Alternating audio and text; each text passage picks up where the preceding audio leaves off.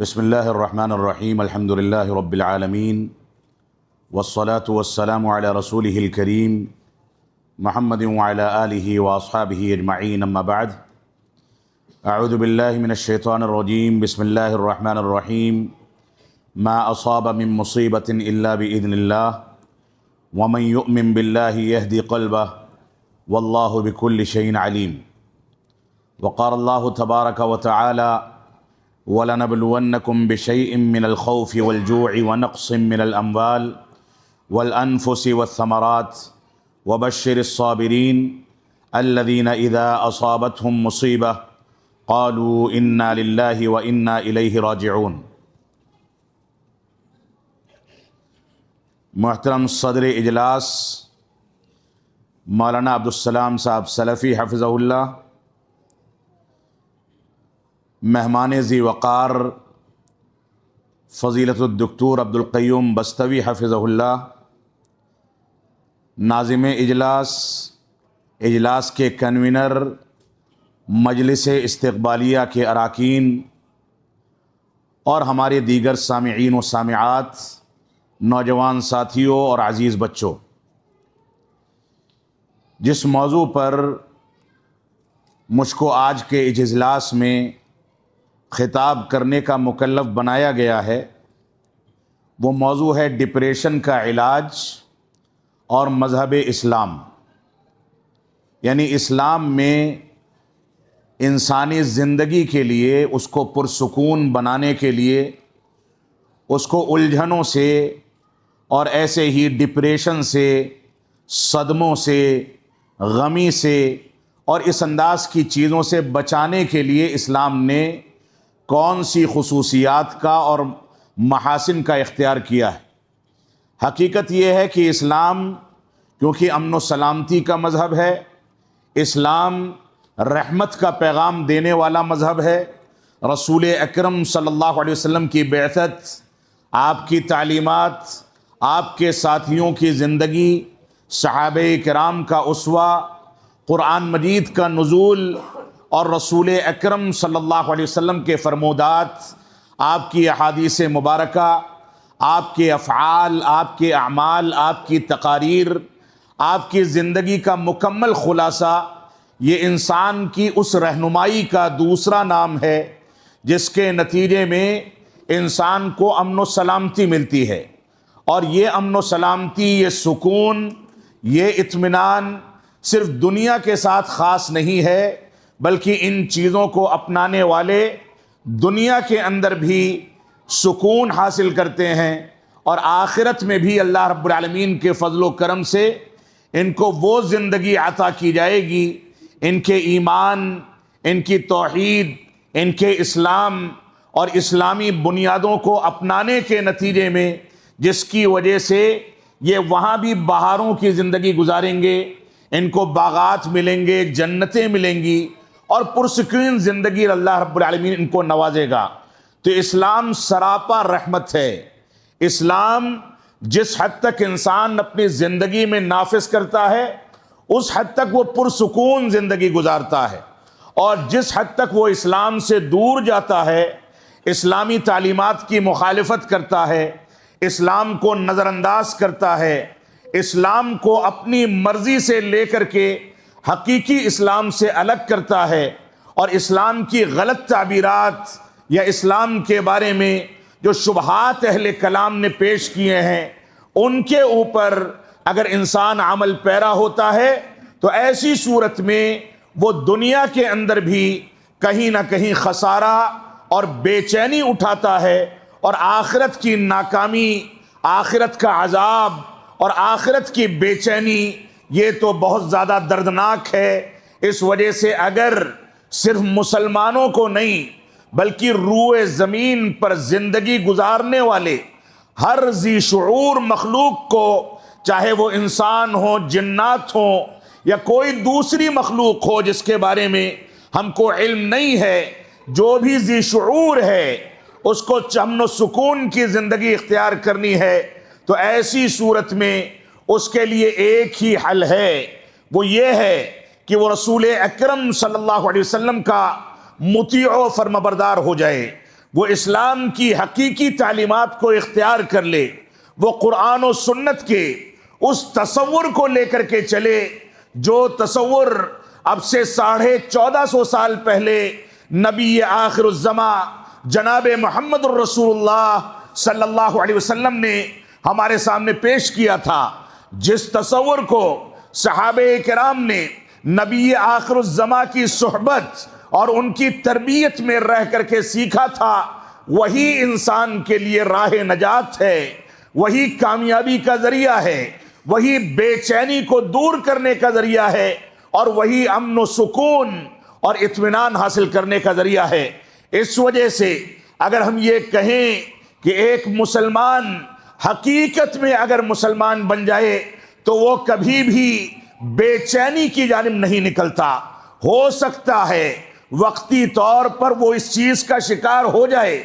ممکن ہے کہ اس کی زندگی میں کچھ الجھنیں آ جائیں، ممکن ہے کہ کبھی وہ پریشان ہو جائے، لیکن اس کی زندگی سراپا رحمت ہے، کیونکہ اپنی بھول کو اور ایسے ہی اپنی غلطیوں کو،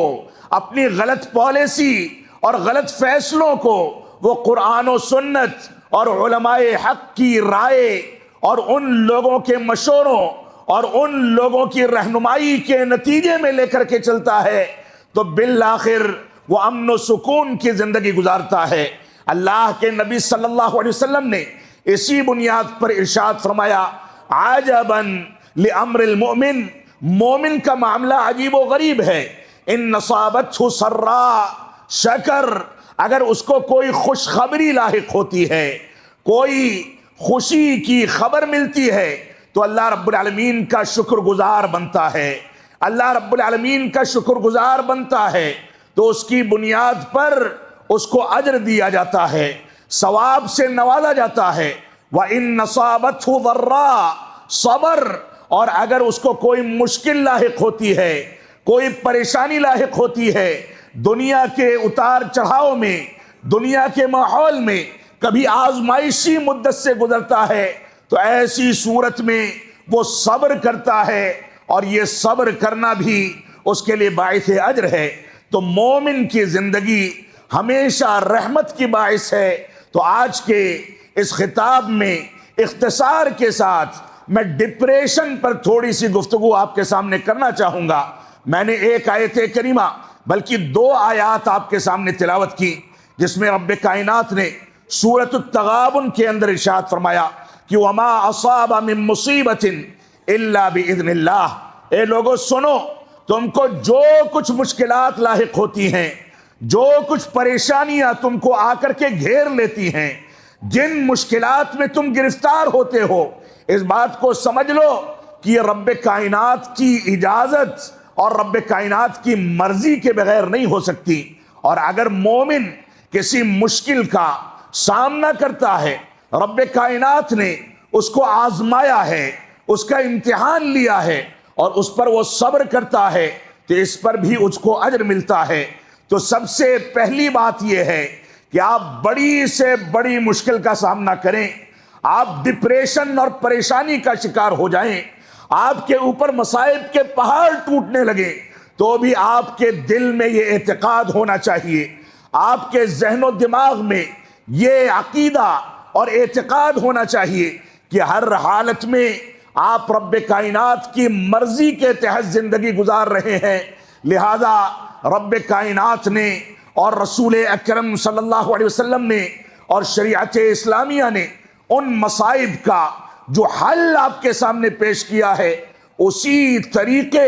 اور اسی راستے پر چل کر کے آپ ان مصائب کا سامنا کریں، اور سامنا کرنے کے بعد اپنی مشکلات کو حل کرنے اور ان پر قابو پانے کی کوشش کریں۔ اسلام تنہا وہ مذہب ہے جو خودکشی کے بارے میں سخت سے سخت فیصلے کرتا ہے۔ دوسرے مذاہب میں آپ دیکھ لیں، دوسرے مذاہب کو ماننے والے مال و دولت سے پریشان ہوتے ہیں، خودکشی کر کے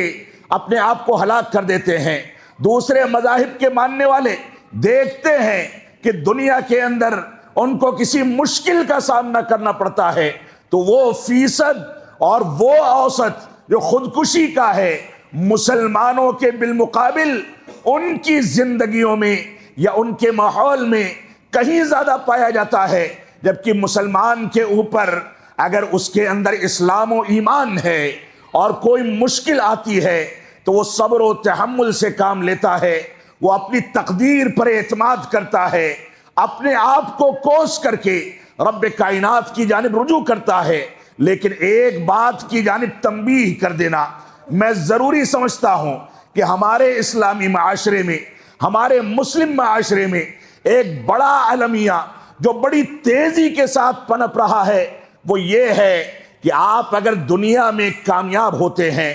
کسی کامیابی کے ساتھ کسی کاروبار میں آگے بڑھتے ہیں، دنیا کے اندر اپنے ٹیلنٹ اور اپنی صلاحیتوں کی بنیاد پر آپ کو کامیابی ملتی ہے، تو ایسی صورت میں اس کامیابی کا سہرا بعض مسلمان بھی ایسے ہیں جو اپنے ٹیلنٹ اور اپنی صلاحیت کو دیتے ہیں، لیکن وہیں دوسری جانب اگر ان کی زندگی میں مشکل آتی ہے، مصائب کے پہاڑ ٹوٹتے ہیں، کسی مشکل دور سے مسلمان گزرتا ہے تو اس کا ٹھیکرا رب کائنات کی تقدیر کے حوالے کر دیا جاتا ہے کہ اللہ رب العالمین نے ہمارے مقدر میں یہی لکھا تھا، اس لیے ایسا ہو گیا۔ یہ غلط تعبیر ہے۔ مسلمانوں کو اس بد اعتقادی سے، اس غلط فیصلے سے، اس غلط رویے سے توبہ کر کے ایک اصولی زندگی گزارنی چاہیے اور اللہ رب العالمین پر اعتماد، اس پر توکل، تقدیر کے معانی اور مفاہیم کے مطابق اپنی تربیت کو اختیار کر کے صحیح انداز کے فیصلے کرنے چاہیے۔ تو رب کائنات نے فرمایا تم کو جو کچھ مشکلات لاحق ہوتی ہیں یہ اللہ رب العالمین کے مرضی کے بغیر نہیں ہو سکتی، اور جو شخص رب کائنات پر ایمان رکھتا ہے اللہ رب العالمین اس کے دل کو ہدایت عطا فرماتا ہے، اور اللہ رب العالمین ہر چیز کو جاننے والا ہے۔ دوسری آیت کریمہ جس کی تلاوت آپ کے سامنے ابتدا میں کی گئی، اس میں رب کائنات ارشاد فرماتا ہے وَلَنَبْلُوَنَّكُمْ بِشَيْءٍ مِّنَ الْخَوْفِ وَالْجُوعِ وَنَقْصٍ مِّنَ الْأَمْوَالِ وَالْأَنفُسِ وَالثَّمَرَاتِ وَبَشِّرِ الصَّابِرِينَ الَّذِينَ إِذَا أَصَابَتْهُمْ مُصِيبَةٌ قَالُوا إِنَّا لِلَّهِ وَإِنَّا إِلَيْهِ رَاجِعُونَ۔ اللہ رب العالمین نے سورۃ البقرہ کے اندر ارشاد فرمایا کہ ہم تم کو آزمائیں گے، تمہارا امتحان لیں گے، دنیا کے اندر دیکھیں گے کہ کون ایمان کے معیار پر کھرا اترتا ہے، کون اسلام کے معیار پر کھرا اترتا ہے۔ تو رب کائنات نے فرمایا ہم تم کو آزمائیں گے، تمہارا امتحان لیں گے، تھوڑا بہت ڈر اور خوف پیدا کر کے تم کو آزمایا جائے گا، بھوک کے نتیجے میں تم کو آزمایا جائے گا، تم چاہو گے کہ کھانے کے لیے کچھ مل جائے لیکن نہیں مل سکے گا، مال و دولت کی کمی ہوگی، قحط سالی کے آثار ہوں گے،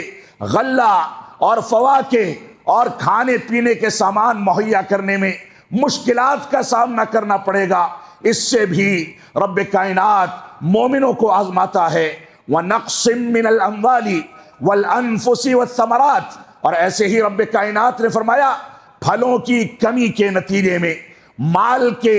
اور ایسے ہی انسان کی جان کے ضائع ہونے کے نتیجے میں اللہ رب العالمین تم کو آزمائے گا۔ آگے فرمایا وَبَشِّرِ الصَّابِرِينَ، اللہ رب العالمین فرماتا ہے کہ ان آزمائشوں میں جب تم بھوک کو محسوس کر رہے ہو،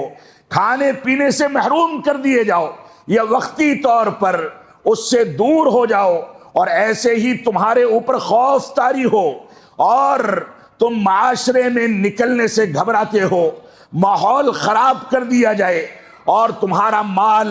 تمہاری دولت، تمہاری جان، یہ ساری کی ساری چیزیں کہیں کسی نہ کسی صورت میں ضائع ہو رہی ہوں، تو ایسی صورت میں رب کائنات نے ایک ہی تعلیم دی، فرمایا وَبَشِّرِ الصَّابِرِينَ، تم لوگ اے اللہ کے نبی صلی اللہ علیہ وسلم صبر کرنے والوں کو آپ بشارت اور خوشخبری سنا دیجئے۔ آدمی اور ایک مسلمان جب ان آزمائشی احوال سے گزرتا ہے، ابتلا کے دور سے گزرتا ہے، امتحان کے دور سے گزرتا ہے، تو ایسی صورت میں وہ جانتا ہے کہ ہمارے رب نے ماضی میں امتوں کو کیسے صحراؤں پر، بے آب و گیاہ سرزمین پر، جہاں آثار نہیں تھے ہریالی کے، پانی کے، کھانے پینے کے، وہاں پر بھی رب کائنات نے ہمارے اسلاف کو کھانا پینا مہیا کیا، تو انسان صبر کرتا ہے، اللہ رب العالمین سے دعا کرتا ہے، اور یہ صبر ایک مومن اور ایک مسلمان کا سب سے مضبوط ہتھیار ہے۔ تو فرمایا وَبَشِّرِ الصَّابِرِينَ، تم لو اللہ کے نبی صلی اللہ علیہ وسلم آپ صبر کرنے والوں کو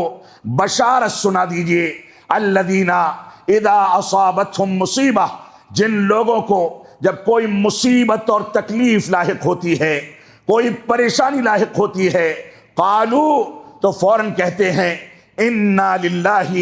وَإِنَّا إِلَيْهِ راجعون، ہم تو اللہ کے لیے ہیں اور ہم اللہ کی جانب لوٹائے جانے والے ہیں، ہم کو رب کائنات نے پیدا کیا ہے، ہم اسی کے لیے ہیں، اس دنیا میں ہماری پیدائش کا مقصد رب کائنات کی عبادت کو انجام دینا ہے، تو ہم اللہ کے لیے ہیں، اور جب اس دنیا میں آنکھیں مد جائیں گی، انسان موت کے حوالے ہو جائے گا، خود اس کے بچے،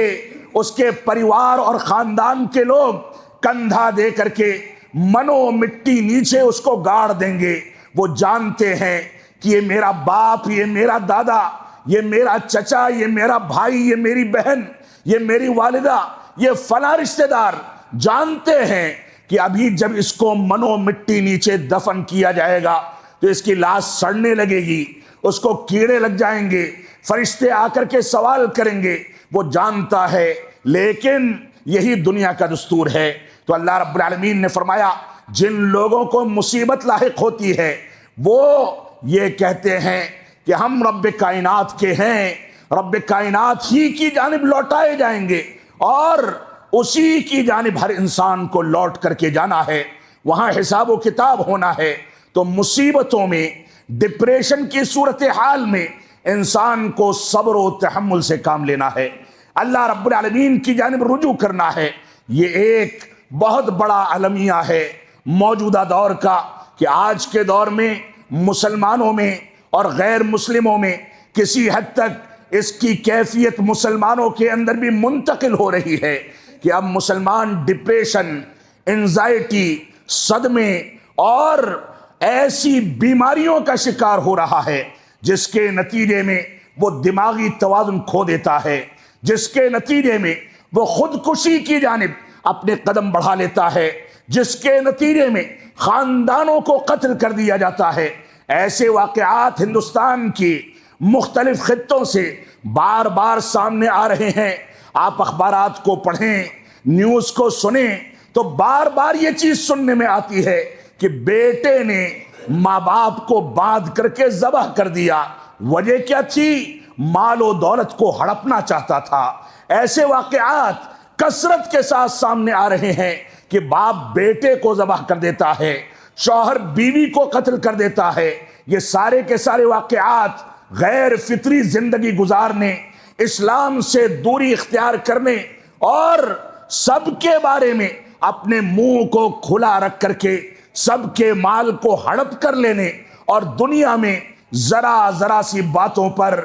بڑے بڑے فیصلے کر کے غلط انداز کے ریت رواج کو آگے بڑھانے کا نتیجہ ہے۔ لہذا ہماری ذمہ داری ہے کہ ہم قرآن و سنت کے مطابق زندگی گزاریں۔ آپ دیکھیں کہ ڈپریشن کے سلسلے میں اسلام نے جو کچھ ہم کو بتایا ہے، چاہے وہ عربی زبان میں الہم یعنی پریشانی کے لیے استعمال کیا جانے والا لفظ ہو، الحزن یعنی غم، اور ایسے ہی قلق کا، اضطراب اور بے چینی اور ڈپریشن کے لیے جو الفاظ استعمال کیے جاتے ہیں، ایسے ہی خوف ہے یعنی ڈر،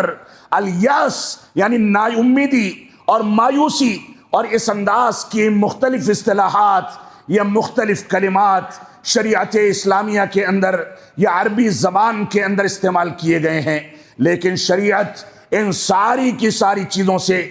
باہر نکالنے کا انتظام کرتی ہے۔ آپ دیکھیں تقدیر پر ایمان کا تصور جو ہے یہ انسان کو ڈپریشن سے باہر نکالنے،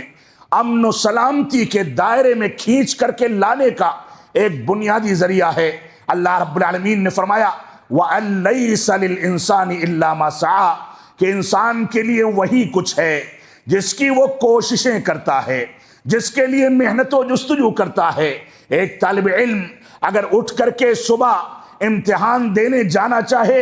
اور تقدیر کے حوالے کر کے کتابوں کو طاقوں میں سجا دے اور یہ کہے کہ اگر میرے مقدر میں یہ لکھا ہوگا کہ میں فرسٹ پوزیشن سے پاس ہوں گا، میں تیاری نہیں کروں گا، تو یہ دنیا کا احمق ترین انسان تصور کیا جائے گا۔ رب کائنات نے واضح راستہ بتا دیا، فرمایا وَأَن لَيْسَ لِلْإِنسَانِ إِلَّا مَا سَعَى، کہ انسان کے لیے وہی کچھ ہے جس کی وہ کوششیں کرتا ہے۔ آپ کو امن و سکون چاہیے، آپ کو گھر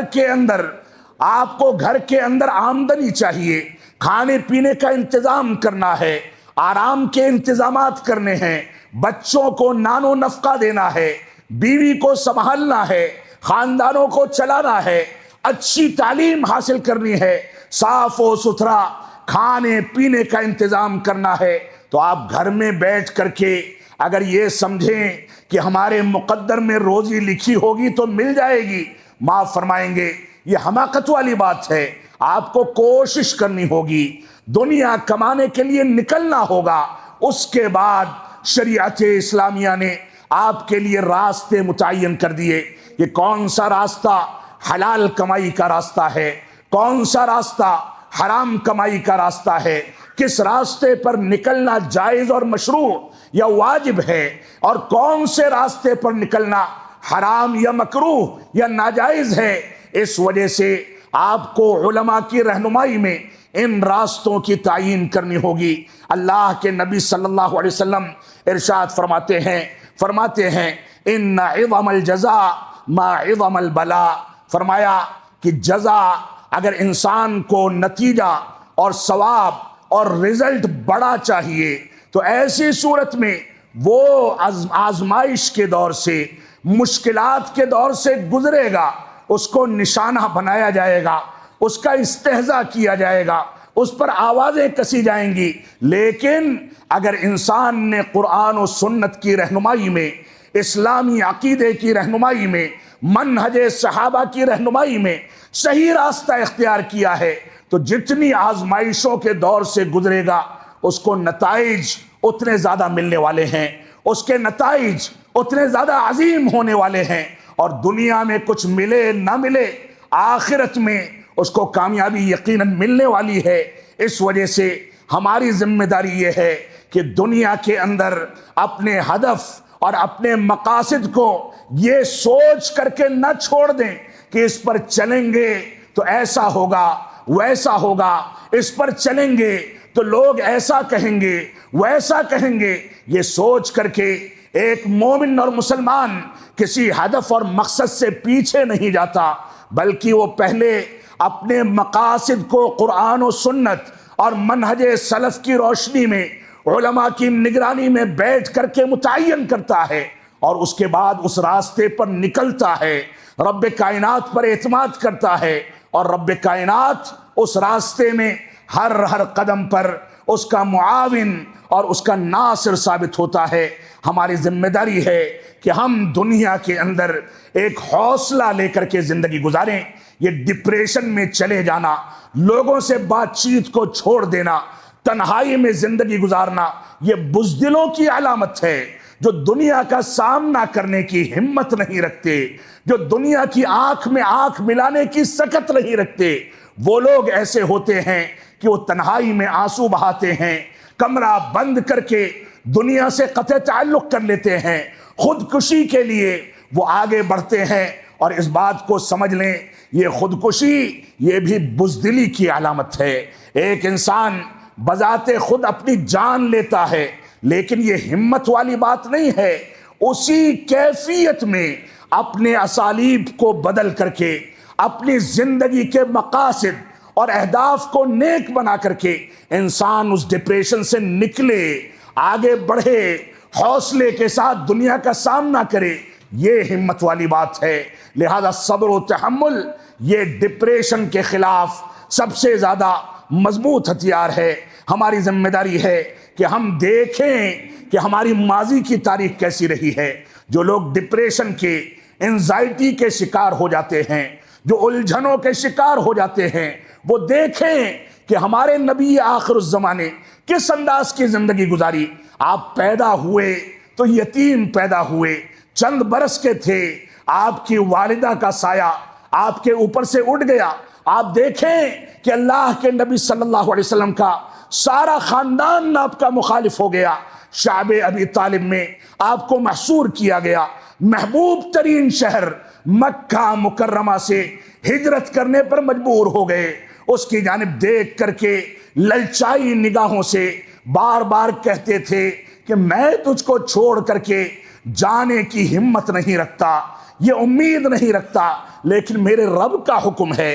آپ بتائیں کہ نبی آخر الزماں کی دعاؤں سے زیادہ طاقت کس کی دعا میں ہو سکتی ہے؟ آپ چاہتے تو ان مسائل میں رب کائنات کو راضی کرتے، آپ چاہتے تو ان فیصلوں کے خلاف کھڑے ہو کر کے رب کائنات کو راضی کر کے کوئی نہ کوئی صورتحال نکال لیتے، لیکن آزمائشیں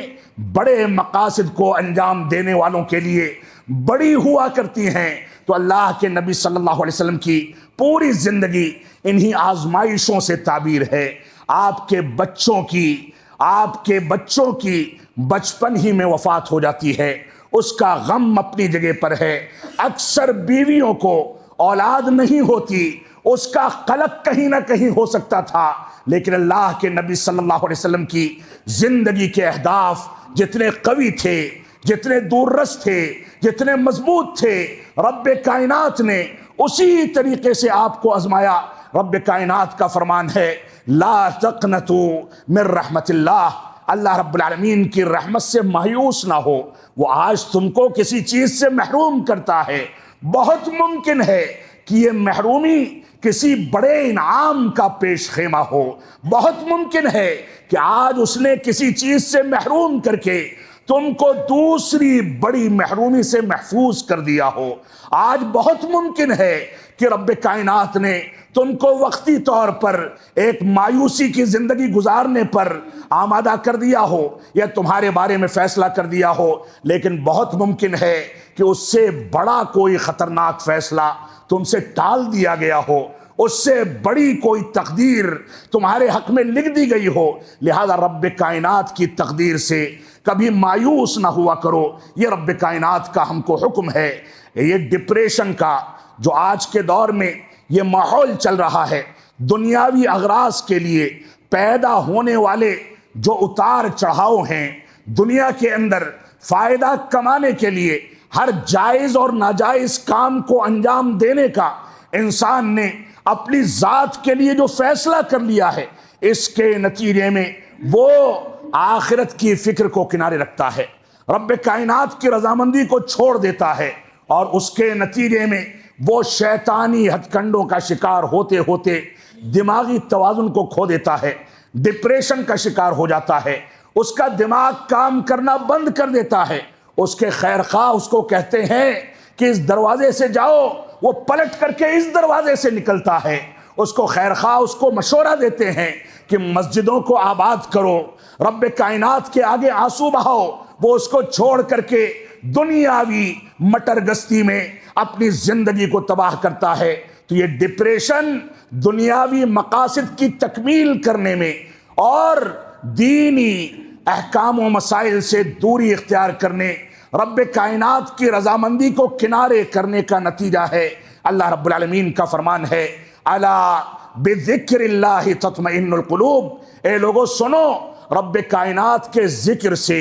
اس کے ذکر و اذکار کو کرنے سے، اس کو یاد کرنے سے دلوں کو اطمینان حاصل ہوتا ہے۔ آپ گھبرانے لگیں، قرآن مجید کا نسخہ اٹھا کر کے رات کی تاریکی میں رب کائنات کے آگے دو آنسو بہا لیں، رب کائنات آپ کے مسائل کو حل کر سکتا ہے۔ وہ رب جس نے یونس علیہ السلام کو مچھلی کے پیٹ میں زندہ رکھا، وہ رب جو ساری کے سارے تدابیر کرنے پر قادر ہے، مشکلات کو آسان کرتا ہے، انسان کو آل اولاد دیتا ہے، حقیر پانی سے انسانوں کی پیدائش کے پورے پروسیس کو دنیا کے اندر جس نے چلا رکھا ہے وہ رب ہر چیز پر قادر ہے۔ لہذا اگر آپ کو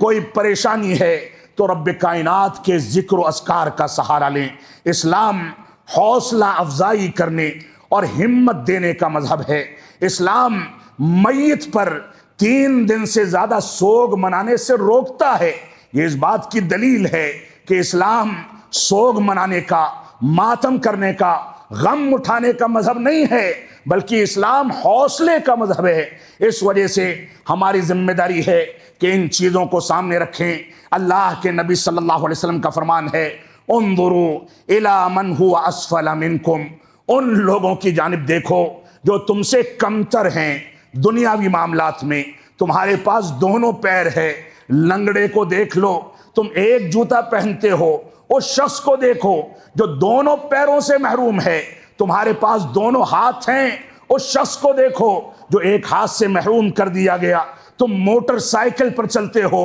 اس شخص کو دیکھو جس کو سائیکل بھی نصیب نہیں ہے۔ اگر سائیکل پر چلتے ہو تو اس آدمی کے اوپر غور و تدبر کرو کہ گھر سے نکل کر کے کئی کلومیٹر تک وہ ملازمت کے لیے پیدل جانے پر مجبور ہے۔ لہذا دنیا کے اندر اپنے سے نیچے کی حیثیت کے لوگوں کو دیکھنے والے کبھی بھی اپنے مال و دولت پر گھمنڈ نہیں کرتے، ڈپریشن کا شکار نہیں ہوتے۔ اور اللہ کے نبی صلی اللہ علیہ وسلم فرمایا، دینی امور میں اپنے سے اوپر والوں کو دیکھو۔ ایک آدمی 5 وقتہ نمازوں کا پابند ہے، بہت اچھی بات ہے۔ دوسرا شخص نوافل بھی پڑھتا ہے، تیسرا آدمی تہجد کا اہتمام بھی کرتا ہے، چوتھا آدمی صدقات و خیرات کا اہتمام کرتا ہے، پانچواں اس سے بڑھ کر کے دینداری کو اختیار کرتا ہے۔ تو دینداری میں اپنے سے اوپر والے کو دیکھو تاکہ تم عبادات کے جذبے کو لے کر کے رب کائنات سے قریب ہو جاؤ۔ یہ ہماری ذمہ داری ہے۔ رب کائنات ہم کو ان باتوں کی توفیق عطا فرمائے۔ میں 2-4 منٹ کے اندر اپنی باتوں کو سمیٹنے کی کوشش کروں گا۔ اللہ رب العالمین ہم کو اس خبیث مرض سے، جو مرض ڈپریشن کی شکل میں مسلمانوں کے بہت سے خاندانوں کو، خواتین کو، مردوں کو اور بالخصوص موجودہ دور میں نوجوانوں کو گھیرتا چلا جا رہا ہے۔ اللہ کے نبی صلی اللہ علیہ وسلم کا فرمان ہے، سبعۃ یظلھم اللہ فی ظلہ یوم لا ظل الا ظلہ، 7 خوش نصیب وہ ہوں گے جن کو قیامت کے دن رب کائنات کے عرش کا سایہ نصیب ہوگا۔ ان میں سے وشاب نشأ فی عبادت اللہ، ایک ایسا نوجوان جو اللہ رب العالمین کی عبادت میں نشو و نما اور تربیت پاتا ہے۔ آج اگر نوجوان ڈپریشن کا شکار ہے تو آنکھ بند کر کے یہ فیصلہ کیا جا سکتا ہے کہ اس کا تعلق رب کائنات سے کمزور پڑ چکا ہے۔ آنکھ بند کر کے یہ فیصلہ کیا جا سکتا ہے کہ وہ مسجدوں کو آباد کرنے کے بجائے ویران چھوڑتا ہے۔ آنکھ بند کر کے یہ فیصلہ کیا جا سکتا ہے کہ وہ علماء کی مجلسوں کے بجائے دنیا داری پھیلانے والوں اور جاہلوں کی مجلسوں کو لازم پکڑ کر کے اپنی غلط رہنمائی کرتا ہے۔ لہذا نوجوانوں کو اپنی خیر چاہیے، بھلائی چاہیے، ڈپریشن سے نکلنا ہے، بے اطمینانی سے نکلنا ہے، سکون چاہیے، تو ایسی صورت میں رب کائنات کی جانب رجوع کرنا چاہیے۔ تو ڈپریشن سے نکلنے کے لیے جو علاج ہو سکتے ہیں، جو اسباب ہو سکتے ہیں، ان میں سب سے بنیادی چیز آپ کے منہج و عقیدے کی اصلاح ہے۔ آپ عقیدے میں اور منہج سلف میں جتنے زیادہ پختہ ہوں گے، آپ دنیا کی بے سکونی سے اتنا زیادہ نکل کر کے رب کائنات سے اتنی زیادہ قربت اختیار کر سکیں گے۔ ایسے ہی بے چینی کو دور کرنے کا ایک بنیادی سبب اور اس کا بنیادی علاج تقوی کو اختیار کرنا ہے۔ اللہ رب العالمین نے فرمایا، وَمَن يَتَّقِ اللَّهَ يَجْعَلْ لَهُ مِنْ أَمْرِهِ يُسْرًا، جو اللہ رب العالمین کا تقوی اختیار کرتا ہے، رب کائنات اس کے معاملات کو آسان فرما دیتا ہے۔ ایسے ہی ڈپریشن کا ایک علاج یہ ہے کہ انسان کثرت کے ساتھ استغفار کرے، اللہ رب العالمین سے توبہ کرے، استغفار کا اہتمام کرے، اور کثرت کے ساتھ انسان اس بات پر غور و تدبر کرے کہ کہ رب کائنات نے فرمایا ہے وما اصابکم من مصیبت فبما کسبت ایدیکم، کہ تم کو جو کچھ مشکلات لاحق ہوتی ہیں یہ تمہارے اپنے ہاتھ کی کمائی، تمہارے کرتوتوں کا نتیجہ ہے۔ ایسے ہی ذکر الہی کو کثرت کے ساتھ پڑھنا، اس کا اہتمام کرنا، یہ بھی اس کا ایک علاج ہے۔ نیک اعمال کا اہتمام کرنا، یہ بھی اس کا ایک علاج ہے۔ ایک علاج یہ ہے کہ انسان یہ سمجھے کہ غم گناہوں کے نتیجے میں پیدا ہوتے ہیں، گناہوں کو اپنانے کے نتیجے میں انسان بے چینی کی جانب بھاگتا ہے۔ لہذا انسان کو اگر بے چینی سے بچنا ہے تو گناہوں کو چھوڑنا ہوگا، رب کائنات کی جانب رجوع کرنا ہوگا۔ ایسے ہی غم اور ڈپریشن سے بچنے کا ایک بنیادی علاج یہ ہے کہ انسان اپنی موت کو یاد رکھے، کیونکہ موت سے زیادہ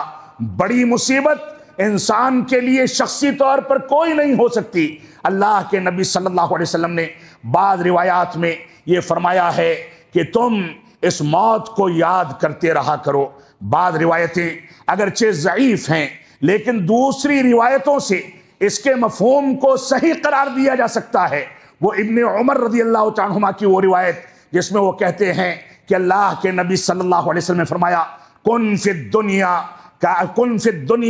کأنک غریب او عابر سبیل، کہ دنیا کے اندر غربت کی اور اجنبیت کی زندگی گزارو یا مسافر کے انداز کی زندگی گزارو، اور جب شام مل جائے، ابن عمر فرماتے ہیں کہ شام کا وقت مل جائے تو صبح کا انتظار نہ کرو، صبح کا وقت مل جائے تو شام کا انتظار نہ کرو، کیونکہ ایک مومن اپنی زندگی کی ہر گھڑی کو،